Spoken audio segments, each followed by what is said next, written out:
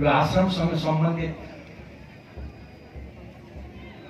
डकेन्द्र चन्द्रकुमार शर्मा लगायत थुप्रै मेरा मित्रहरू जसको समयको पाबन्दीले नाम लिइरहन सम्भव भएन, कार्यक्रममा उपस्थित प्रदेशका सभासद रमनज्यू, जिल्ला समन्वय समितिका सभापति गणेश बरालज्यू, यस गाउँपालिकाका अध्यक्ष लगायत विभिन्न स्थानीय तहबाट पाल्नुभएका जनप्रतिनिधि मित्रहरू, जिल्ला बाहिरबाट देशभरिबाट पाल्नुभएका मित्रहरू, देश बाहिरबाट पाल्नुभएका साथीहरू, राष्ट्र सेवक मित्रहरू, विभिन्न राजनीतिक दलसँग सम्बद्ध विभिन्न सामाजिक संस्थाहरूसँग सम्बद्ध मित्रहरू र आज आफ्ना आदरणीय गुरुको जन्मदिन मनाउन औपचारिक सूचना नभए पनि आस्थाको कारण यहाँ उपस्थित आदरणीय दिदीबहिनी दाजुभाइ र मित्रहरू, सर्वप्रथम त यो भव्य कार्यक्रममा उपस्थित भएर बधाई र शुभकामनाका दुई शब्द व्यक्त गर्ने अवसर मलाई जुटाइदिनु भएकोमा म आयोजक साथीहरूलाई, केहरजी लगायत डकेन्द्र चन्द्रकुमार शर्मा लगायत सम्पूर्ण मित्रहरूलाई सबभन्दा पहिले म धेरै धेरै धन्यवाद दिन चाहन्छु। कार्यक्रममा उपस्थित आदरणीय अतिथि मित्रहरूलाई म धन्यवाद दिन चाहन्छु। समयको पाबन्दीलाई ध्यानमा राखेर मैले आजै काठमाडौँ पुग्नुपर्ने र धेरै महत्त्वपूर्ण भेटघाटमा सहभागी हुनुपर्ने भएको हुनाले उहाँहरू सबैले, हामी सबैको तर्फबाट तपाईँले बोल्नुहोला, गुरुलाई, सबै मित्रहरूलाई बधाई र शुभकामना दिनुहोला भन्नुभएको छ। हाम्रा प्रदेश सभासद, जिल्ला समन्वय समितिका सभापति, थुप्रै जनप्रतिनिधि, सबै मित्रहरूले, उहाँहरूलाई पनि म धन्यवाद दिन चाहन्छु। सबभन्दा पहिले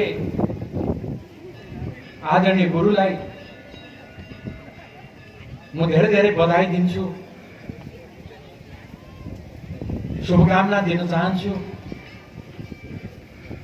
हाम्रा आदरणीय फाल्गु नन्दले देशमा, समाजमा शान्ति स्थापना र सिङ्गो समाजलाई, विविध जाति, भाषा, धर्म र संस्कृतिका जनतालाई एक ठाउँमा एकता गर्न फाल्गु नन्दले खेल्नुभएको भूमिकालाई, समाज परिवर्तनको भूमिकालाई यहाँ गुरुले फाल्गु नन्द पश्चात निरन्तरता दिँदै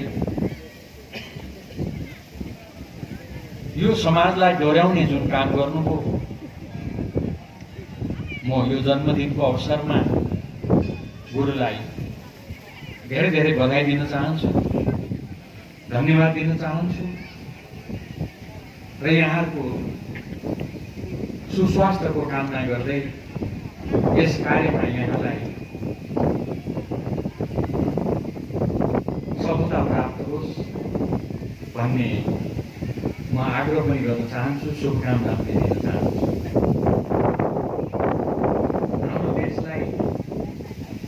पहिले भन्दा पनि अझ बढी एकताको आवश्यकता छ, शान्तिको स्थापना छ, आवश्यकता छ।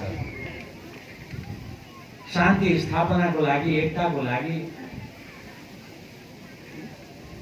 देशका जनताले, दिदीबहिनी, दाजुभाइ र मित्रहरूले धेरै दुःख गर्नुभएको छ, दुःख पाउनु भएको छ।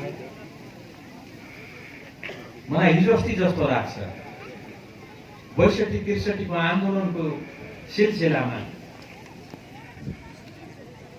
आन्दोलन गर्नको लागि भनेर आह्वान गर्न जहाँसुकै पुग्दा हाम्रा दिदीबहिनी, दाजुभाइ र मित्रहरूले एउटै प्रश्न सोध्ने गर्नुहुन्थ्यो हाम्रा नेताहरूलाई, हाम्रा पार्टीहरूलाई, होइन तिमीहरू 9 वर्ष 10 वर्ष पश्चात फेरि आन्दोलन गर्नु पर्यो भनेर आउँछौ, आन्दोलन गर्यो, दुःख गर्यो, केही वर्ष देशमा शान्ति स्थापना हुन्छ, अब प्रजातन्त्र आयो भन्छौ, फेरि 9-10 वर्ष पछाडि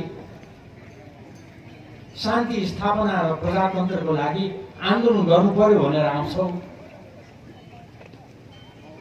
शान्ति स्थापना र प्रजातन्त्र स्थापनाको लागि कहिले पनि आन्दोलन गर्नु नपर्ने गरिकन आन्दोलन गर्न सकिँदैन।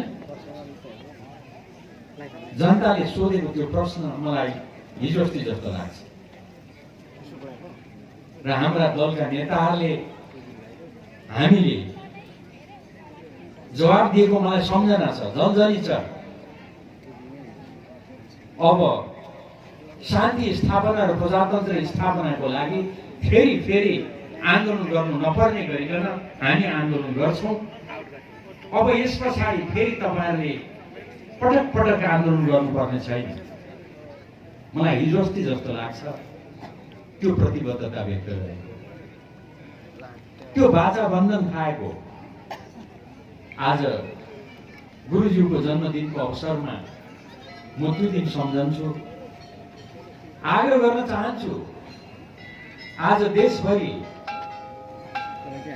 जनताले, पार्टीका कार्यकर्ताहरूले, चाहे त्यो सत्ता पक्षीय कार्यकर्ता हुन् चाहे प्रतिपक्षीयका कार्यकर्ता हुन्, सबैले एउटै प्रश्न सोधिरहेका छन्, वास्तवमा अब शान्ति स्थापना र प्रजातन्त्र स्थापनाको लागि फेरि त्यसरी आन्दोलन गर्नु पर्दैन होइन, सोधिराख्नु भएको छ। म आग्रह गर्न चाहन्छु यसतर्फ ध्यान दिएर दलहरूले, दलका हामी कार्यकर्ताहरूले इमानदारीतापूर्वक फेरि एकपटक जनतालाई आश्वस्त पार्नुपर्ने अवस्था आएको छ। म धेरै अरू व्याख्या गर्न चाहन्छु। म यति आग्रह गर्न चाहन्छु आदरणीय गुरुलाई, समाजमा शान्ति स्थापनाको लागि, समाजमा मधेसदेखि तराई हुँदै पहाडसम्मका, हिमालसम्मका सबै जाति, भाषा, धर्म र संस्कृतिका जनतालाई एकताबद्ध, एकढिक्का बनाउन जसरी फाल्गुनन्दले भूमिका निर्वाह गर्नुभयो, हामीले उहाँलाई राष्ट्रिय विभूति बनायौँ, त्यसै गरेर आदरणीय गुरु तपाईलाई जन्मदिनको धेरै बधाई र शुभकामना छ। तपाईले त्यही बाटोमा निरन्तर अगाडि बढेर समाजलाई बाटो देखाउन सक्नुहोस्। तपाईलाई जन्मदिनको धेरै बधाई, शुभकामना। अनि अहिलेसम्म खेल्नुभएको, गर्नुभएको भूमिकाको लागि धेरै धन्यवाद। म धेरै समय लिन चाहन्न। स्वाभाविक रूपमा लालुम्बामा आउँदा यो सुन्दर लालुम्बाको पवित्र भूमिमा टेकेर तपाईहरुसँग एक दुई शब्द व्यक्त गरिरहँदा मैले यो क्षेत्रको सम्बन्धमा, योसँग भएका विकास निर्माणका सन्दर्भमा मैले धेरै समय होइन, एक दुईवटा कुराहरू निवेदन गर्नुपर्ने हुन्छ। यहाँको चासो छ, सरोकार छ, भर्खरै केही साथीहरूले मलाई मुन्डुम शालादेखि लिएर विभिन्न योजनाहरूको सम्बन्धमा विभिन्न ज्ञापनहरूको बारेमा मलाई जानकारी दिनुभएको छ। सबै मित्रहरूले म समक्ष राख्नुभएका ज्ञापनहरूलाई पनि ध्यानमा राखेर म यहाँहरू समक्ष एक दुईवटा कुराहरू निवेदन गर्न चाहन्छु। मैले गुरुज्यूलाई, गुरुआमालाई, तपाईहरुलाई साँची राखेर भनेका कुराहरू पनि मलाई याद छ। मैले हिजो अस्ति हो ठट्टा गर्दै भनेको थिएँ, हाम्रो रतुवामा बनेको पुल गाडी हिँड्नलाई होइन, पुल मुनिबाट गाडी कुदेको हेर्नलाई, रमिता हेर्नलाई भ्यू टावर जस्तो भएको छ। गाडी कुद्ने गरेर बाटो बनाउन हामी सकेका छैनौँ। तर अहिले त्यो क्षणलाई सम्झना गर्दै यहाँहरू समक्ष मैले भन्न सक्ने अवस्थामा छु। अबको 2 वर्ष अथवा 3 वर्ष भित्रमा यो बाटो दमक चिसापानी बाटो कालोपत्रे हुनेछ। अब यो क्षेत्रका जनताले भोग्नु परेको दुःख अब अन्त भयो। अब गाडीहरू पुल मुनिबाट होइन, पुल माथिबाट कालोपत्रे बाटोबाट अब हिँड्नेछन्। त्यसको लागि थुप्रै रकमहरू विनियोजित भएको मात्र होइन, यसपटक त 2 अरब 20 करोड रकम यो दमक चिसापानी बाटोलाई खर्च गरिने भएको छ। प्रधानमन्त्रीज्यूलाई ल्याएर मैले शिलान्यास गराएको छु। अब यो बाटो पक्की बन्ने पक्का भएको छ र यो रतुवालाई पटक पटक गर्नुपर्ने हाम्रो जुन बाध्यता थियो त्यस अनुसार थुप्रै पुलहरू लगभग सबैजसो मैले नै शिलान्यास गरेका पुलहरू अब उद्घाटनको सङ्घारमा पुगेको छ। एउटा मात्रै पुल अलिकति काम बाँकी छ, त्यसलाई पनि मैले आउन साथ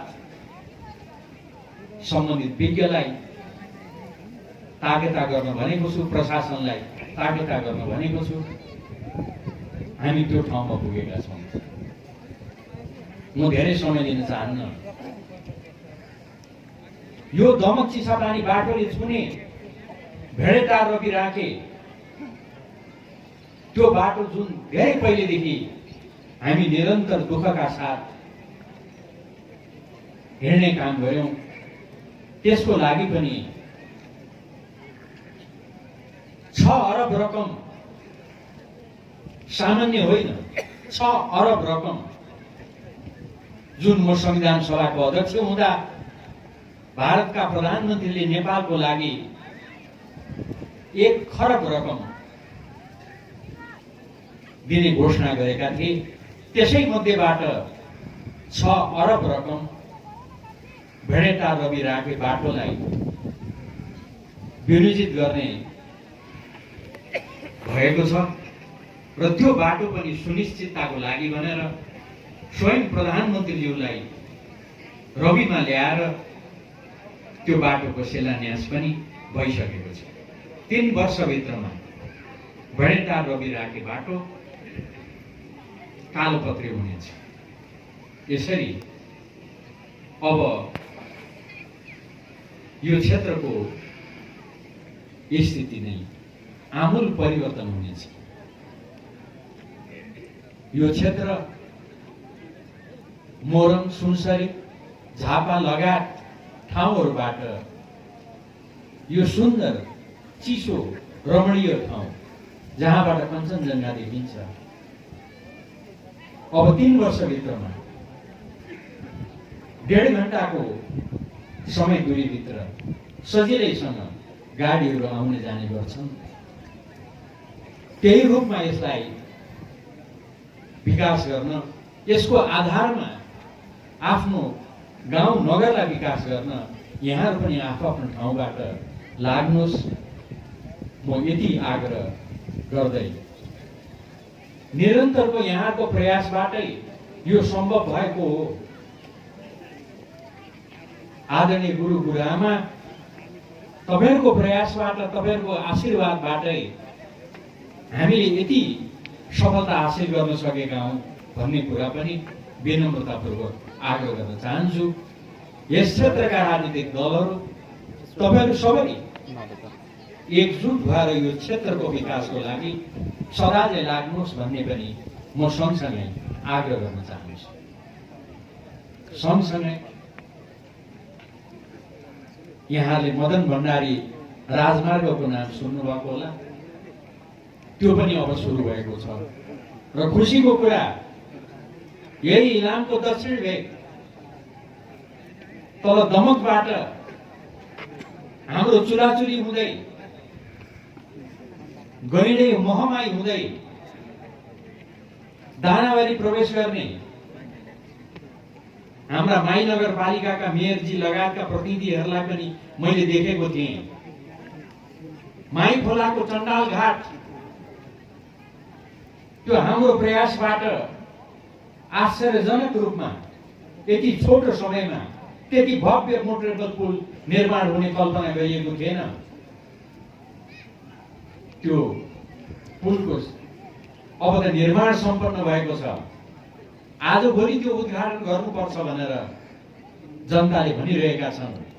त्यो पुल हुँदै त्यो मदन भण्डारी राजमार्ग महमाईबाट दानाबारी प्रवेश गर्नेछ। यसरी मदन भण्डारी राजमार्ग पनि इलामको दक्षिणी भेग हुँदै पल्लो छोरबाट पल्लो छोर जानेछ। त्यति मात्र होइन, थुप्रै कामहरू छन्, अहिले चर्चा गरेर साध्य छैन। केही महत्त्वपूर्ण कुराहरू मात्रै म राख्दैछु। हाम्रो इलामको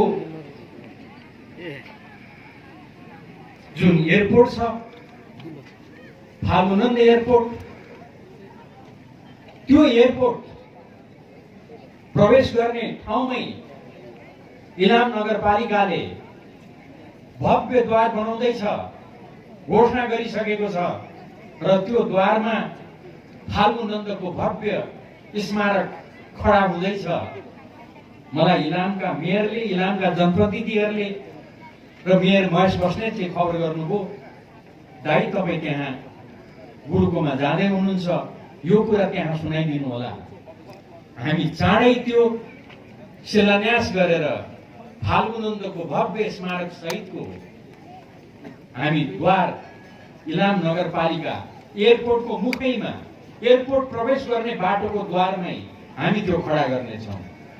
उहाँले त्यो खबर पनि तपाईहरुलाई गर्नुभएको छ। यति मात्र होइन, त्यो द्वार हुँदै फाल्गुनन्द एयरपोर्टमा प्रवेश गर्ने त्यो बाटो कस्तो बाटो हुनेछ तपाईहरुको जानकारीको लागि, त्यो एयरपोर्टमा प्रवेश गर्ने, इलाम नगरपालिकामा प्रवेश गर्ने त्यो बाटो, त्यो ठाउँ हुँदै सिद्धिथुम्का हुँदै त्यो क्षेत्र हुँदै तल फुलिङ्गी हुँदै यहाँ तल महमाईसम्म जोडिने, यो क्षेत्र जोडिने र अहिले हामीले बनाइरहेको यो दमक चिसापानी बाटोलाई छुने गरिकन त्यो बाटो अब बन्ने भएको छ। यसरी जताततै राम्रा भव्य कालोपत्रे बाटोहरू बन्ने छन्। अरू बाटोहरूको अहिले म चर्चा गरेर धेरै समय लिन चाहन्छु। यी केही महत्त्वपूर्ण कुराहरू तपाईहरुको अगाडि मैले राखेँ। यो स्थिति छ, यो तपाईहरुलाई म जानकारी गराउन चाहन्छु।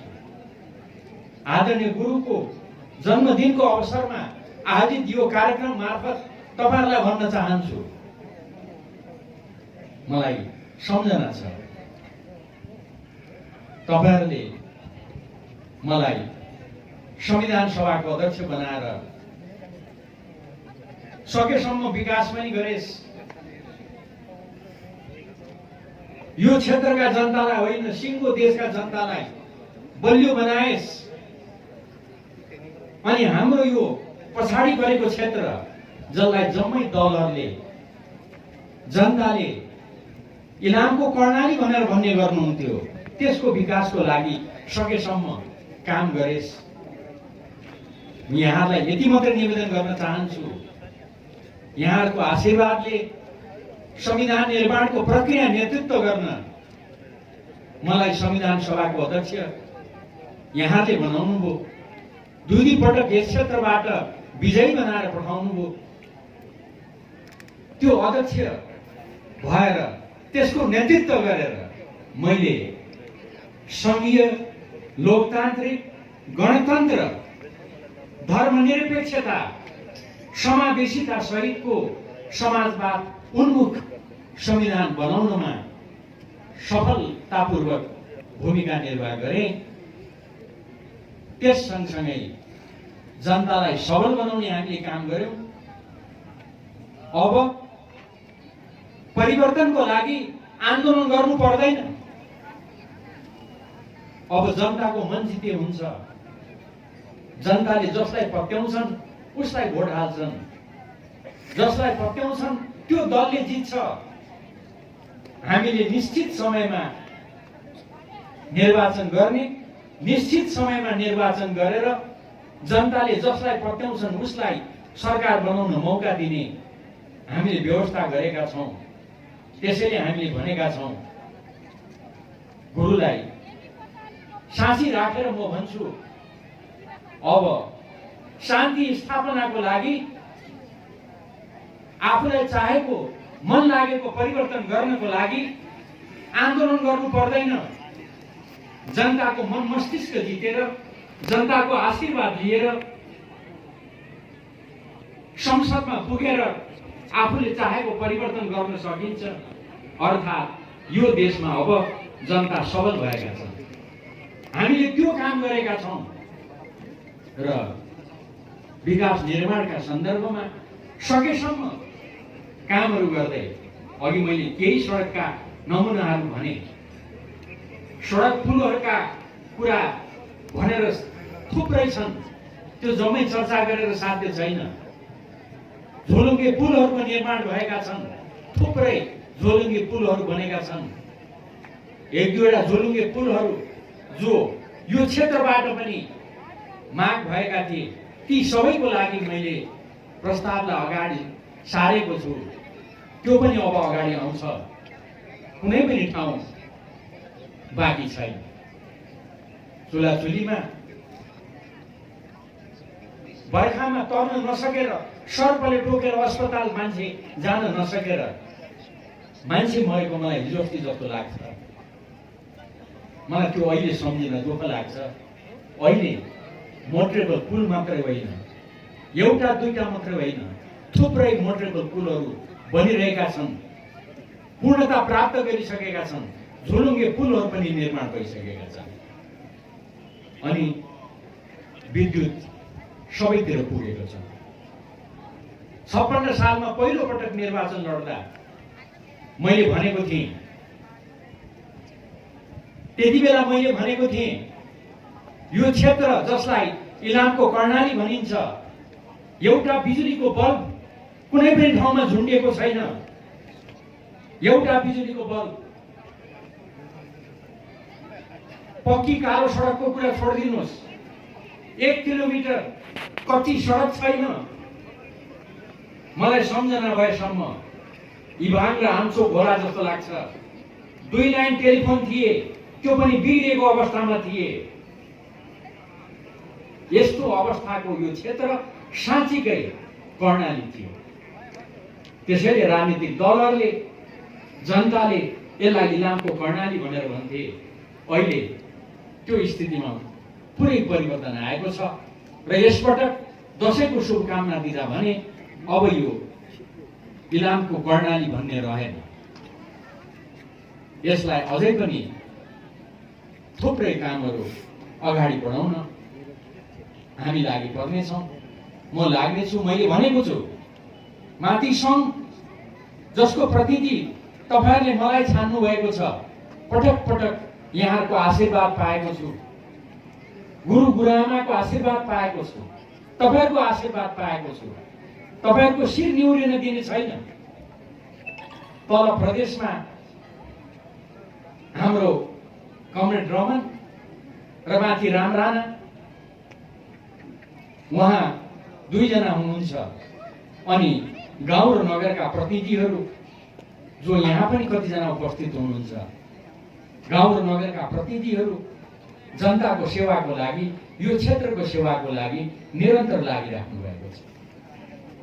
हामी सबै मिलेर, गाउँ नगर प्रदेश र सङ्घ मिलेर यो क्षेत्रको विकासको लागि तपाईहरुको आवश्यकतालाई ध्यानमा राखेर हामी काम गर्छौँ। वास्तवमा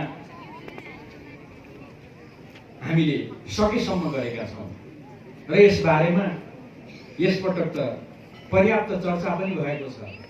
साह्रै धेरै विकास निर्माणका कामहरू भए, झन्डै झन्डै अरूतिर नहालेर यहीँ मात्रै हाल्ने काम भयो भनेर पनि अलिअलि आलोचनाहरू भयो। म त्यसलाई अरू केही टिप्पणी गर्दिनँ। यो कर्णाली भएको हुनाले, पछाडि परेको क्षेत्र भएको कारणले, विकास भएका ठाउँभन्दा पछाडि परेको क्षेत्रलाई 1 करोड 2 करोड बढी खर्च हुन्छ कि हुँदैन? स्वाभाविक रूपमा हुन्छ। त्यस कारणले गर्दा बढी खर्च गरियो, लडेर बढी खर्च हालियो र यो क्षेत्रको विकासको लागि, प्रत्येक ठाउँको विकासको लागि काम भएको छ र यसलाई हामीले साँच्चीकै समृद्ध स्थितिमा पुर्याएका छौँ। पत्रिकाहरूले पनि अब त भनिसकेका छन्, इलामका अरू क्षेत्र बराबर यो क्षेत्र पनि पुग्यो अब त भनेर। यसमा निरन्तर हामी अगाडि बढ्छौँ। इलामको एयरपोर्ट सबै काम समाप्त भएर कालोपत्रै गर्ने काम मात्रै बाँकी राखेर अहिले पर्खेर बसिरहेको छ। यो लारुम्बा जस्तै अहिले जस्तो अवस्थामा छौँ हामी, टिलिक्क घाम लाग्दियोस्, त्यो घाम लागेको दिनमा हामी कालोपत्रै गर्छौँ भनेर त्यहाँ साथीहरू पर्खिराख्नु भएको छ। एयरपोर्ट त्यो अवस्थामा छ। सडकहरू मैले भने थुप्रै सडकहरू अहिले निर्माणको अवस्थामा छन्, प्रक्रियामा छन्। अस्पतालहरू प्रत्येक गाउँ र नगरमा 15 शैय्याका अस्पतालहरूका शिलान्यासहरू भएका छन्। त्यो शिलान्यास मात्रै होइन, निश्चित समयभित्र यो 2-2.5 वर्षभित्रमा ती अस्पतालहरू चल्ने अवस्थामा पुग्नुपर्छ। दबाई हुनुपर्छ, डाक्टरहरू हुनुपर्छ, त्यसको स्तर उन्नति हुनुपर्छ। अनि आजै मैले गुरुको पहल र प्रयासमा हाम्रा केयरजीहरू लगायत यहाँका लारुम्बाका तपाईँ मित्रहरूको प्रयासमा, यहाँका दलहरूको प्रयासमा जुन ढङ्गले यहाँले त्यो अस्पताललाई खडा गर्नुभयो, मैले उद्घाटन गर्ने अवसर पाएँ, त्यसलाई सुविधा सम्पन्न बनाउनमा पनि मेरो भूमिका हुनेछ। यसरी हामी प्रत्येक क्षेत्रमा अगाडि बढिरहेका छौँ। र अर्को कुरा थप, अब कुनै पनि घर फुसले छाएको घर नहोस्, सबै टिलिक्क टिनको छाना छाएको होस्, त्यो हिसाबले हामीले काम गरिरहेका छौँ। र यो इलामको 2 नम्बर क्षेत्रका गाउँ र नगरहरूले मागे जति सङ्ख्यामा फुसको घरलाई विस्थापित गर्ने, प्रत्येक फुसको घरलाई पर्याप्त रकम दिएर टिनको छानामा परिणत गर्ने ढङ्गले योजनाहरू बनेका छन्, पास भएका छन् र यसै पटक त्यो कार्यान्वयनमा पनि हुनेछ, आउनेछ। यो ढङ्गले कामहरू भएका छन्।